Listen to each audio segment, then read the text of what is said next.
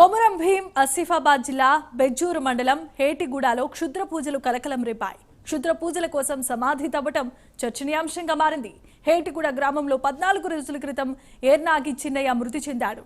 మౌని అమావాస్య సందర్భంగా క్షుద్ర పూజలు నిర్వహించి సమాధిని తవ్వి ఎముకలు తీసుకున్నట్లుగా స్థానికులు గుర్తించి వారిని పట్టుకుని పోలీసులకు అప్పగించారు.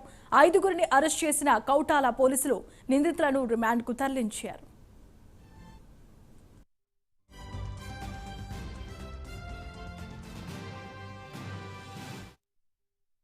శక్తులు వస్తాయని వారు అనుకొని ఈ చనిపోయిన వ్యక్తి యొక్క శవాన్ని 28 తారీఖు రోజున రాత్రి అంటే 29 తారీఖు రోజు చనిపోయిన వ్యక్తి యొక్క కుమారుడు ఆ కాలకృత్యాల కొరకు వాళ్ళ ఫాదర్ని అయితే ఎక్కడైతే పొందబెట్టిందో శవం పూడ్చిపెట్టిందో ఆ పూడ్చిపెట్టిన స్థలాన్ని సైడ్ వెళ్ళగా ఆ పూడ్చిపెట్టిన స్థలం నుంచి దుర్వాసన వస్తుండగా అతని స్నేహితుడు ఇద్దరు కలిసి ఇటు దుర్వాసన బాగా వస్తుంది అని చెప్పి అటు వెళ్ళి చూడగా శవం పూడ్చిపెట్టిన వద్ద ఆ మట్టి అంతా మళ్ళీ శవం పూడ్చిందని ఓపెన్ చేసి ఆ శవంలో నుంచి కొన్ని ఎముకలు తీసినట్టుగా దాన్ని చిందరవందర చేసినట్టుగా అనిపిస్తాయి. వీళ్ళు 5గురు కలిసి ఆ కార్లో వెళ్తుంటే అప్పుడు వీళ్ళని అనుమానం వచ్చి ఆపితే వీళ్ళు ఆల్రెడీ ఆ విలేజ్ లో తెలుసు కాబట్టి ఆపినప్పుడు వీళ్ళు వాళ్ళ నేరాన్ని ఒప్పుకుంటారు.